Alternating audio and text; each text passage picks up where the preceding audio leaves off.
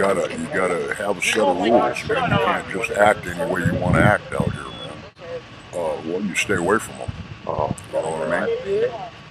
Most of the time you find me off by myself. I don't really hang out with everybody because they always end up getting drunk and stupid. I just don't. I'm just kind of like being by myself and my dog. Been like that for a long time. I've been around with so many people that people are mostly a disappointment. You know? Yeah. Well, I mean, you look what's going on, man. You're out here protesting that stuff with the kids. I understand that, and I fully support it. You don't take people's families from them. That's bullshit, man. Fuck you and your laws. I'm sorry. But you just don't do that, man. That's not meant to be. You don't. Not unless it's an abusive thing, you know what I mean? But don't be tearing families apart, goddamn. See all this shit out here, this is from families being torn apart, and people not being raised properly, and besides the mental issues, and you know what I mean, some of them have mental issues, you know, they just live this way because that's what they do, you know what I mean? But there's other people out here just because of the way they were raised and grown up and been the shit they've been through, they just where they ended up because they're dysfunctional. Yeah, I'm dysfunctional as hell. Why do you think I can't work a regular job? Yeah, oh yeah, if you can find your right niche, the problem is finding that niche and then not screwing it up. Gotta have a thick skin. Got to put up with the people who are passing judgment on you every day when they look at you. Like today when that protest was going on, they had the regular homeless meal up there.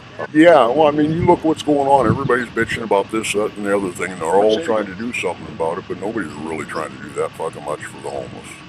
Yeah, well, they talk a good game. They talk a good game, but you think about some of the shit they do and the shit they send to other countries and shit instead of taking care of their shit at home. Well, you know, you could buy kind of like that what Portland's doing.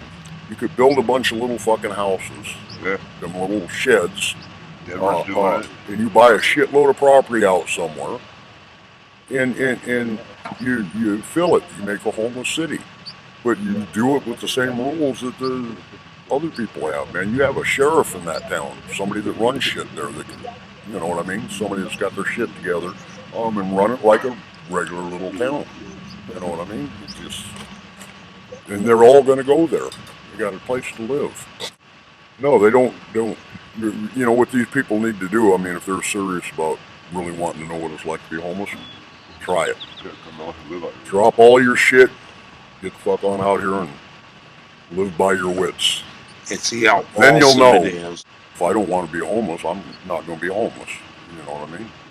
It's like right now, I don't. Right now, I'm happy being homeless. All the responsibilities gone, all the bullshit. You know what I mean? And I ain't got nothing to worry about at this moment. You know what I mean? Other than feeding me and my dog. You know, and that's not very hard, man. So yeah, it's like these guys that work forever and become billionaires. So you're never going to enjoy your money. You're just going to keep fucking working until you die. Yeah. Once you just make enough to live, I mean, God, I would never do that, man. I mean, how much is enough? I don't know. It depends on how much drive you got, how much hustle, how hard you want to make it, you know what I mean? What you want, what your desires are for your life. Yeah. Every time I look in the mirror, I chew myself out for being an idiot. I know who I am. I know who I am. But, you know, it just... Some things...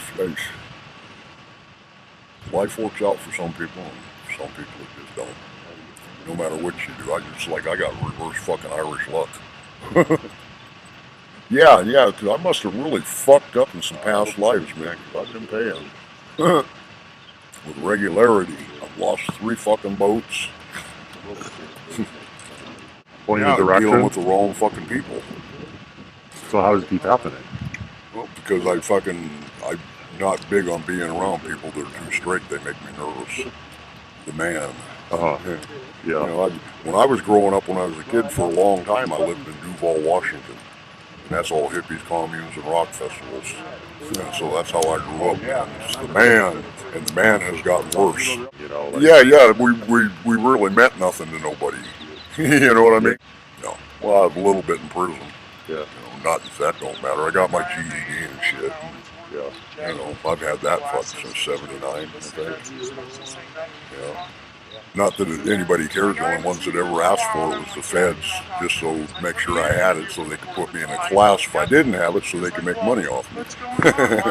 Yeah, oh yeah, dude. Fucking prison isn't about rehabilitation or that shit. It's a fucking business. They want you to come back. Yep. Oh, I've been in one of them private prisons too. When the feds dropped me off in one of them in Nevada, in Pahrump, Nevada.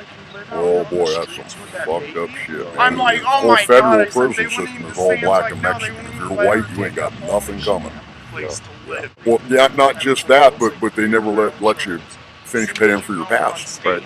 Because even though I've maxed out on a lot of crimes, did the time, probation, parole, whatever, it's done. Still, each time I get arrested, they count that and give me another extra 6 months for that prior crime. That's double jeopardy. All day long. Yeah, but they never let you finish paying your dues. Never. You don't get to finish paying your dues. Once you're in trouble, that's fucking it, man. Unless you only get in trouble one time and you stay out of trouble, and then you get your rights back. Yeah, basically, yeah. And then they took all of our money too, $500 a month on payments on my boat that was coming out of my old lady's Social Security. Yeah, they fucked us bad, man. Right in the middle of a fucking storm, run us off the fucking boat with a bunch of people, stole the boat with everything we owned on it, our cat too. I had to take my old lady and put her in a shelter, and me and my dog were stuck there on the streets. You have to find your circle of people and make it family. And family's supposed to mean something. And when I was younger, I didn't understand that. I found out too late what family means now that I ain't got any. No, it's the family you get to build yourself. Yeah. Yeah, it's...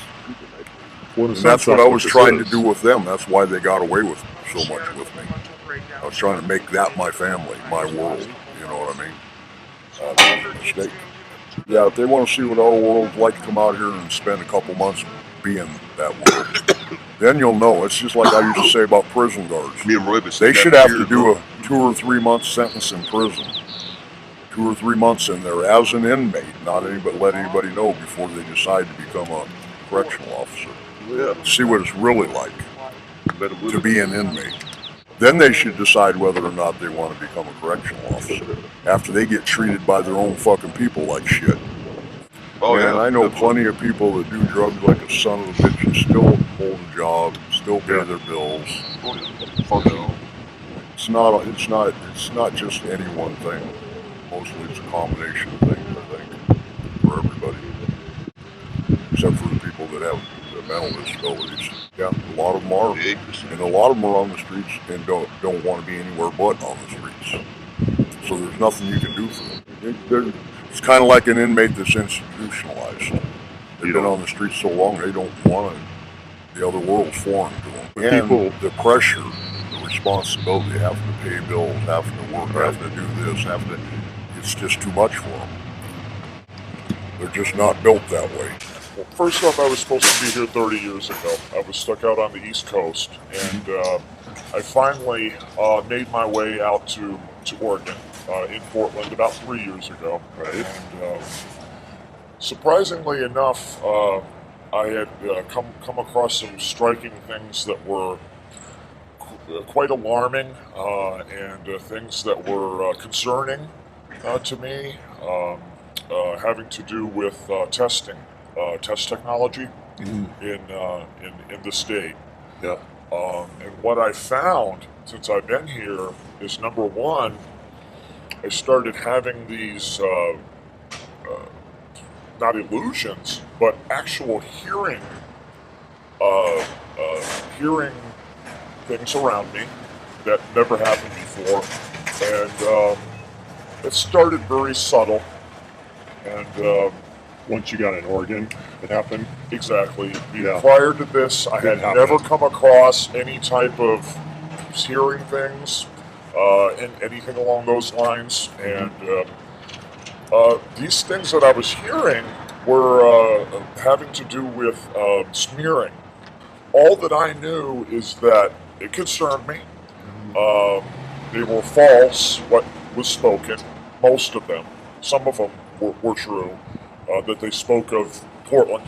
To make a long story short, these sort of inquiries into actually connecting with third eye projections that many people have anyways. But I was having these third eye projections that I could actually see that were sent up from parallels below us. Needless to say, it seems to follow me where I go. Can you figure that out? Yeah, absolutely.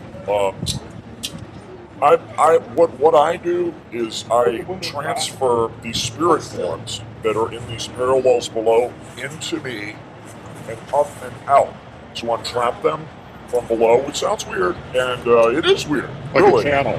Like a channel, exactly. And I channel these energies up into me and then up into the ether to untrap them, to help for our next lifetimes, and also to just help people in general. Well, we have parallels to many places, and because of these parallels, we connect with these areas that are away from here, so to speak, you know. And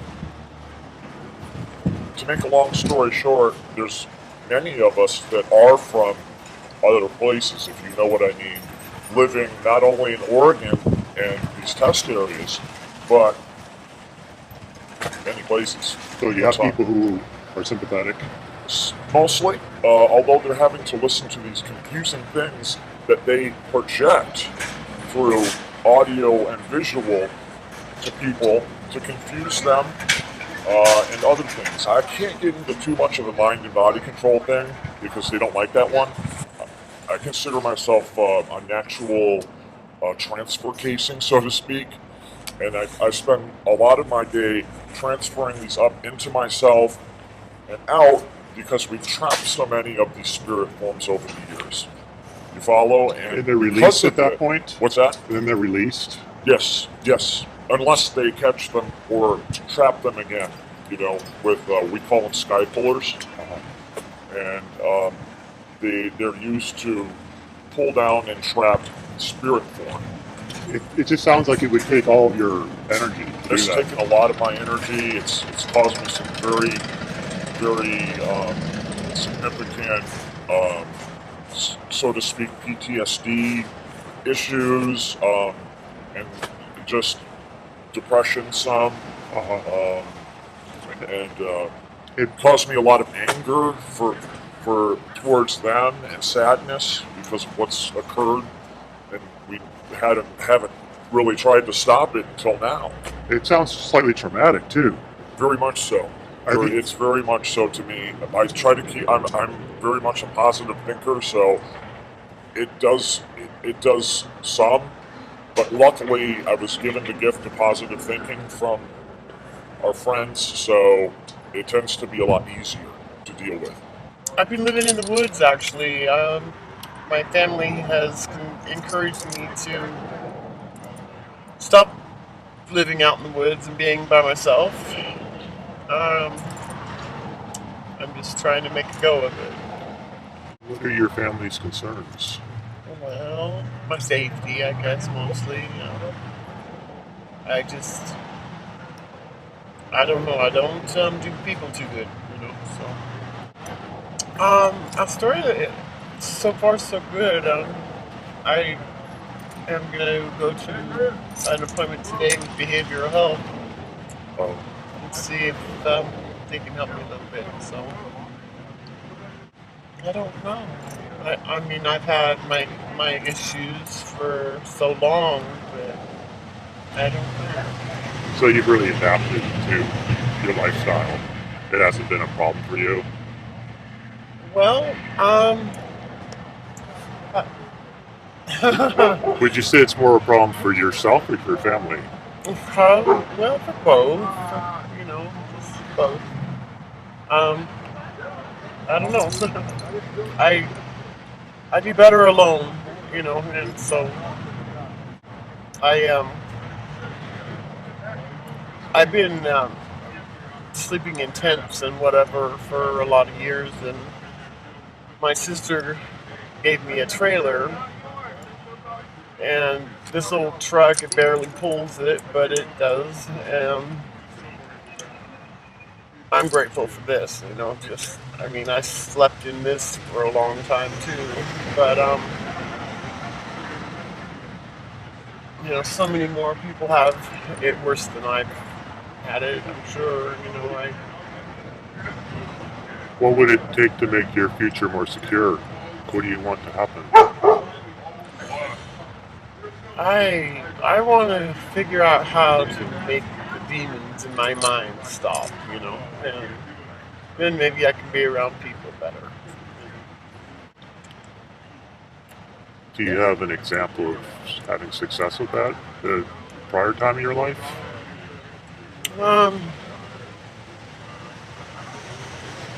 I always worked, and then, even though, I still have those issues,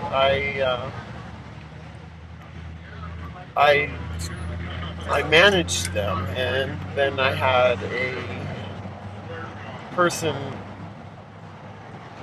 kind of begin to stalk me, and then he broke into my home and attacked me, and ever since then, I just kind of went off the radar, and I don't know.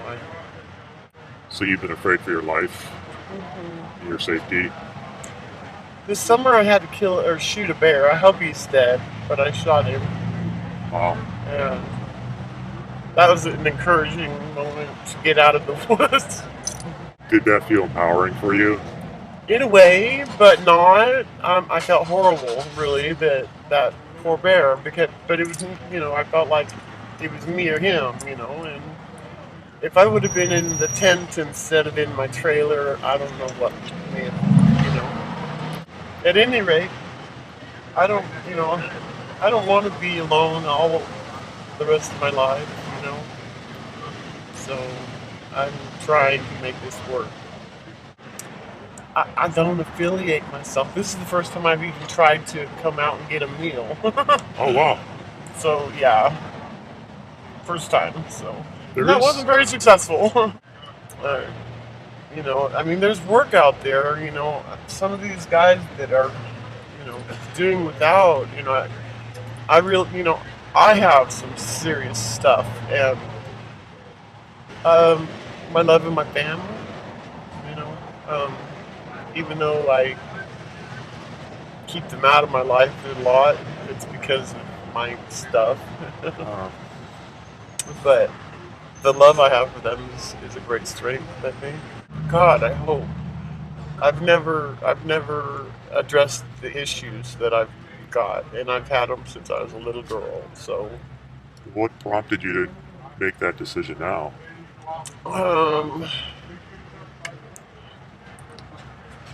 My sister keeps pushing and pushing, and she's in California, but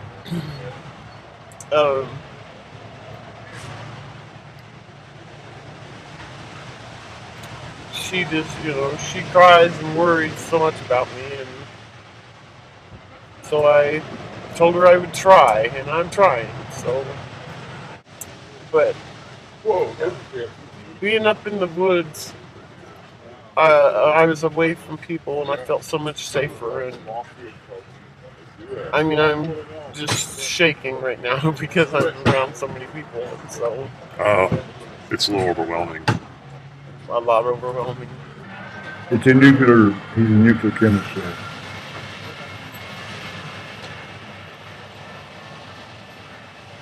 And he's into filling hot tubs with bodies, melting them, and then using the biological from it.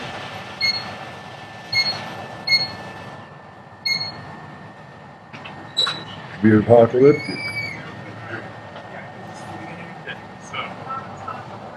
I guess it sounds kind of evil, if you ask me. Yeah. Sounds like there's a plan behind it. Yeah, an apocalypse. But Was there anything? and sex shit uses nitro for blood pressure. for heart attack to suck the adrenaline out of the people. See that house right there? Yeah. If you went and walked in the front yard, you'd smell a locked wood burn smell. It's all boarded up. Nobody lives there.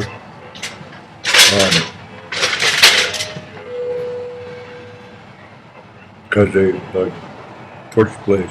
You know, with the chemistry I'm talking about. Well, right at the moment is Trump and Korea. Both going in different directions. Korea looking for peace, and Trump's being standing because the real Trump. It is a big issue. And then when Obama, stopped being president, whatever the words are, I went to Texas and back, and I had to take a reality test to be able to quit and get off the active NSA agent registry because it was just causing me too much hell. Did that work? Yeah, until 9 months ago when Trump and the president of China called me. An apocalypse up there, Yahoo. So if you go to Vegas, how's that going to help? Well, in Vegas, they know me. You know what I do. They appreciate me. Around here, all they do is try to run me down and whack me. This last trip out, I checked every agency. All we got is police. We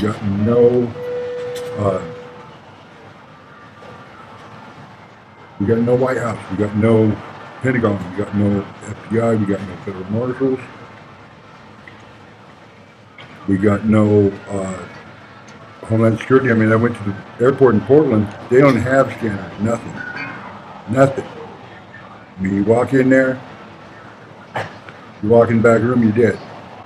I'm thinking like 4 months at the earliest that I can get on a bus and go to Vegas and live in a homeless shelter or wherever until I can get a place.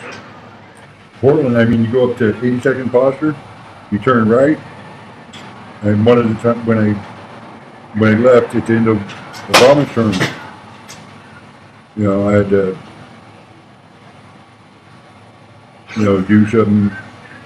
I had sent a bunch of kids into an enemy with a lab, steal it. But 4 years later, go to Portland, up there blowing up underground shit to save a girl. It's mainly my thing. I go out of my way to help. Well, to protect girls from my life that I care about. But anyway, I did something impossible down there, fighting to save somebody, and I went up there and I went to go over to the guy's house because I don't know, I was going to try to, see if we could get along at all. The whole side of town's not even there. It's New Gresham now. You fall down, like I don't know how many feet. I had to get off the bus and then walk back out. It was hard to get it back out of there. It was gone. It melted into the ground. What do you suppose caused that? What he had in his back room.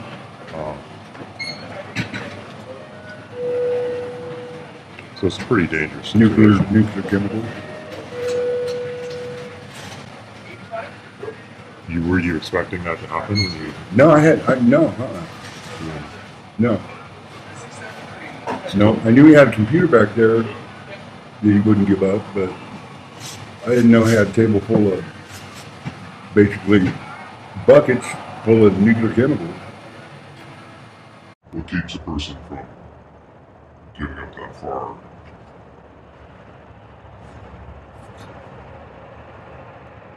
For me, honestly, absolutely nothing. Absolutely nothing. I'm just waiting for death at this point. You're 26. There's nothing else here. you're dealing with love. You're going to get hurt. Family, yeah, they'll love you unconditionally. Where are they at when you desperately need them, though?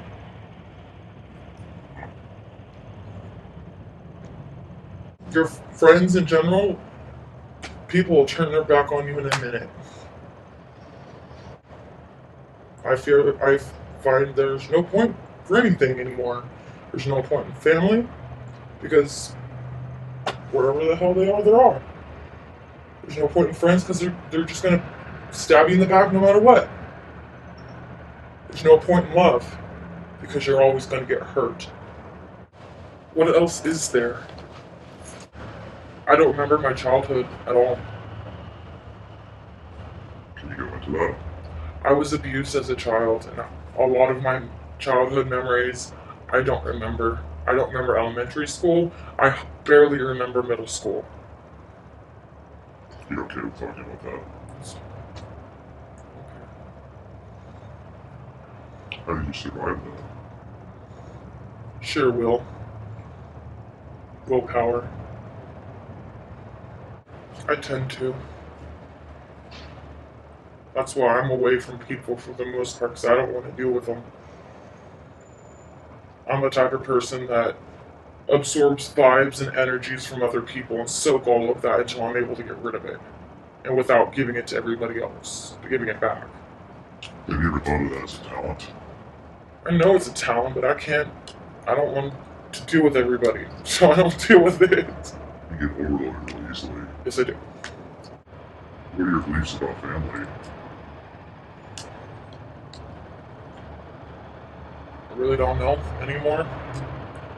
I mean, my mom lives in Warrenton, but it doesn't seem like she's ever around. When I moved up here, it was like she was never around. She was always working. Every time she got really stressed, she went to work. Ever talk to her about that? Mom and I don't talk about shit like that. My mom and I are way too much alike, so we have our arguments. What would be family?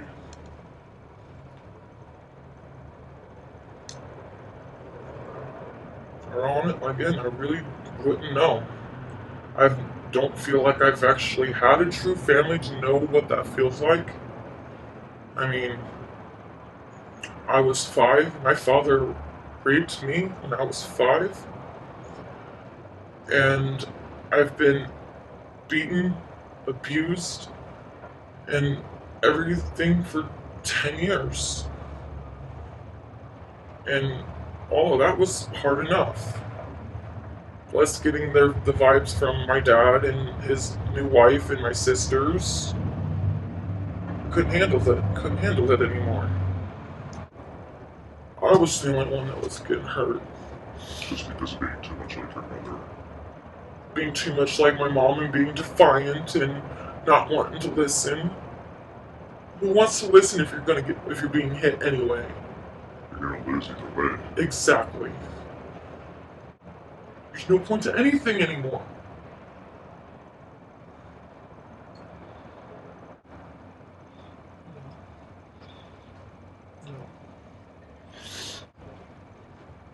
But what keeps you alive? Not having the guts to kill myself. Are you sure? I wouldn't know how. What if you could get all that love that you missed? From where? There ain't nobody. We're all alone in this place. At least that's the way I feel. Have you ever been creative? I tried. I'm not good at much. What are you good at? That's what I do. I listen to my music, I zone out from the rest of the fucking world. Screw everybody else.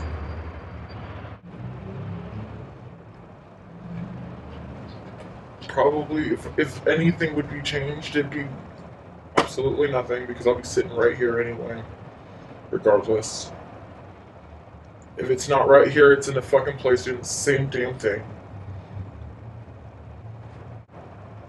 Astoria is home. I've never been homeless in any other place. Astoria is home. Yeah, but I don't care.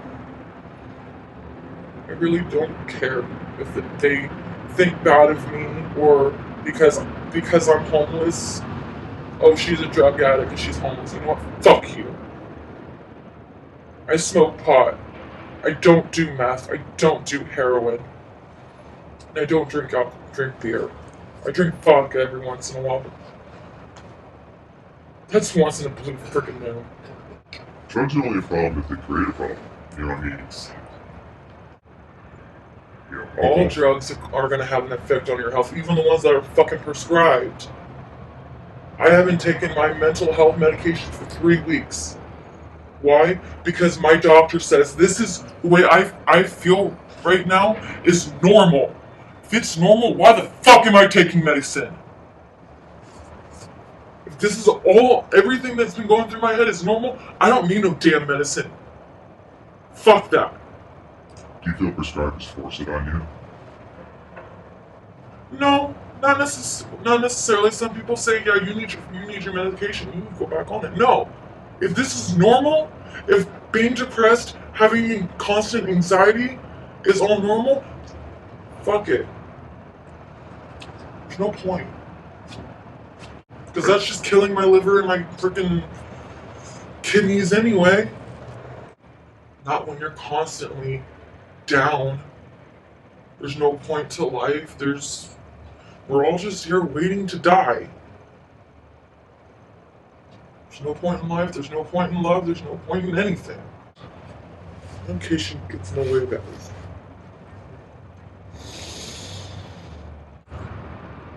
But I'm getting to the point where I don't need anybody in my life anymore. Fuck them. It really is. I've been through so much within the past 5 years since I've been out on the street. It's hard to handle myself.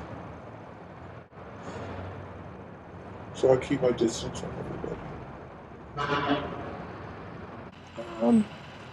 I just kind of been going around trying to find my niche.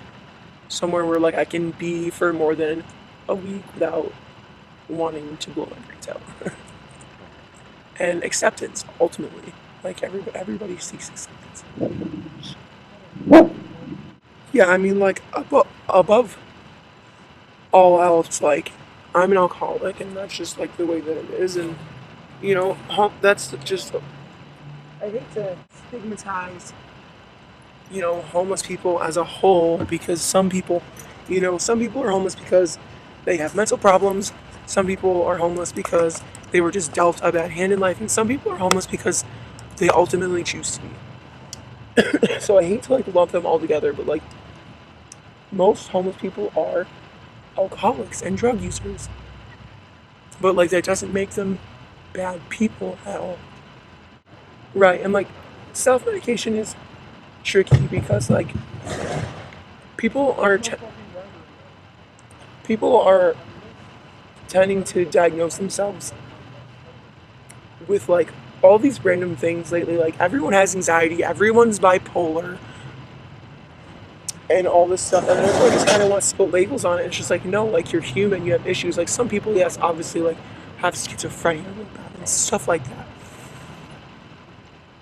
But I feel like doctors and the pharmaceutical companies are trying to put this thing in people's head that there's something wrong with everyone, and they're trying to like push medications on people, and it kind of weirds me out.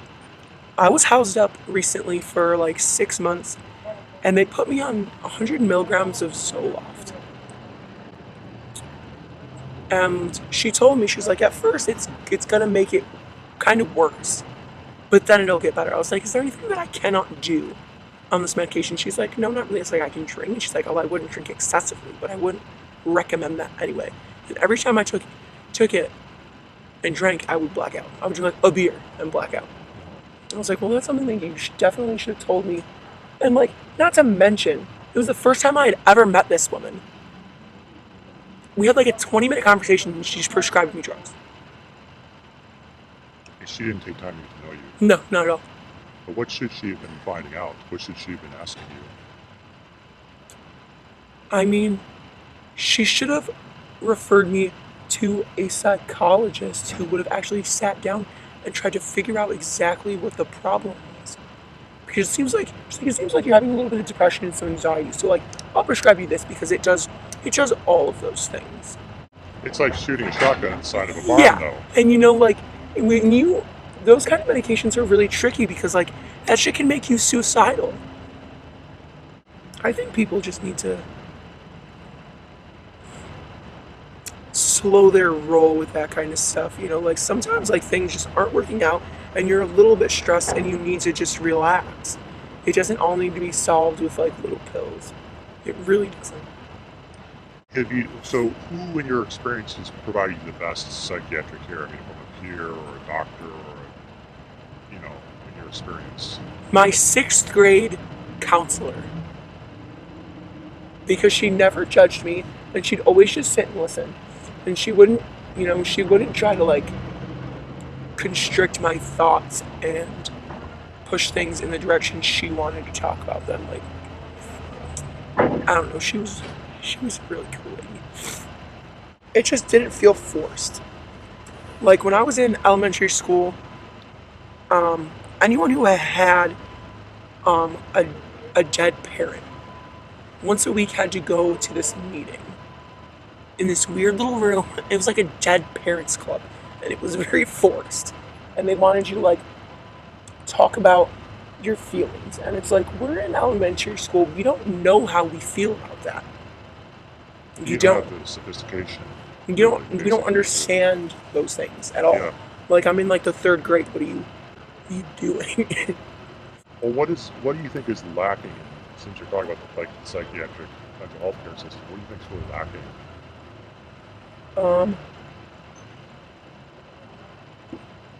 People who actually care. Because like I can tell, like when you get 5150 and you get sent to the 4th floor, most of the time these doctors and these nurses just don't care. They get paid to do what they're doing and they don't actually care. Well, because 5150 is being a danger to yourself and a 5250 is a danger to yourself and others. Which tells me they can treat you however they want to treat you. Right. And like all it needs is 3 signatures from people that know you and they can have you committed to a psychiatric facility. And like honestly, some schizophrenic people are like the happiest fucking people that I've ever fucking met. And they're fine. They like doing what they're doing. They're not hurting themselves. They're not hurting anyone else. They're wandering around and doing their own thing. Leave them the fuck alone. Right. Just want to be left alone. And people don't understand, like, I think that there needs to be like more classes for police officers and paramedics to deal with those kinds of situations, because like if you go to a schizophrenic person and a cop feels threatened and you pull a gun on a schizophrenic person they're in a weird mindset that day, they're gonna wig out. They don't know what you're saying. They don't know what the fuck's going on. You're scaring them. You're backing them into a corner. So of course they're going to react. But if you were to approach them quietly and humanely, maybe that wouldn't happen. Maybe you wouldn't have to put them in handcuffs and freak them the fuck out and put them in a cop car. The people I was staying with, my friends, and his mom's and his house, they're moving into a new house, and the landlord said they couldn't have really people staying there with them, and so I had to move and be out in the streets because I couldn't find a place that fast. Not much. I wasn't like too like stressed out about it. I was kind of like glad in a way, like because I was gonna have a new experience. It didn't turn out good because the first day I got a ticket. Like the first night I stayed somewhere, and the next morning I got woken up by a cop and given a ticket to. Because it was underneath the city sidewalks, and you're not supposed to go underneath there because it's trespassing. I started. I didn't have anywhere else to go, so I just found little spots around, like over there by the city hall, in between city hall and the library. That little spot right there. I went in there and I was sleeping in there for a while. Um, it lasted about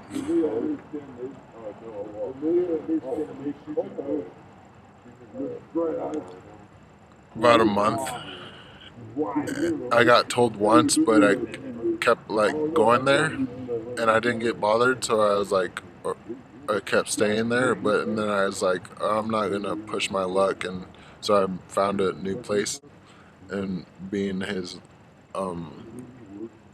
he calls it road dog, his road dog, and I was like, so I started finding spots with him and staying, and he'll he'll go in front of McDonald's and ask for money, and and then I'll go cannon, and by the end of the day we'll have money together, and we'll go probably out to the movies like 4 times a week, like with getting money and stuff, so we can just get out of the weather. Yeah, we had money to go to the movies and to go out and eat somewhere like at the Golden Star or something. Like as everything as I need, I have it. I want. I don't. I'm not complaining about what I have right now. I have everything I need, but it's just I need to start um, getting motivated to exercise more so I can lose some weight and get back into skateboarding like I want to. Yeah, because the medication I take Makes you gain weight. a little bit, but I got into the shots now, and they said that the shots have a lot less side effects than the pills do. How do you feel about taking medication? Um, I at first I felt like I can go without it because I can lose weight a lot quicker because I was like, and as soon as I stopped taking it, one time that was before I went to jail, and I was like I was like off my medication, and I was just had a bunch of energy, like, and I was going every day from the Gateway apartments all the way up the Cathedral to the skate park, and around 12 o'clock I'll be back. I'll go up the Column Road, back down the Cathedral, back to my place, and by like 12:30, 1 o'clock or 12 o'clock, I'll be like at home eating lunch, and then I'll go back skating through town, and then I'll sometimes some days I'll go back over on the other side and go to the skate park again. But that'll be my routine every day. I'll wake up and do that. And from like the beginning of spring to the end of spring, I was like, when I went to jail, I was like, at the beginning of spring, I was like, two, two, 210 or something like that, 210, and that was like, or the beginning of spring was like a week, no, like a month before I started taking, or a month and a half a month before I stopped taking my medication, and I was like, and then I started getting all this energy all of a sudden, and I was like doing that all through spring, and then by the time spring was about to end, I went to jail, and they weighed me in jail, and I was 165. But I realized that my side effects just started coming back from not taking it. Stuff you didn't like. Yeah. I was like, I was getting episodes and stuff, like thinking that there's people when I was walking in the trail, that there's people off to the side of the trail like talking and bad about me and stuff like that, and I don't know, I feel like some like voices like from maybe like the sky or something, or was coming and getting my head and speaking and saying stuff like that wasn't that great. Like the reason I went, I think I was, when I got arrested, I was in my room, and I was like hearing that, and I got frustrated because I didn't want to hear anymore, and so I grabbed my skateboard or my guitar, and I swung it around. I spun around, and I let go of it, and it went through the window. And then the cops showed up, and they arrested me, and I went to jail for like a year. Yeah, for like some days I would be like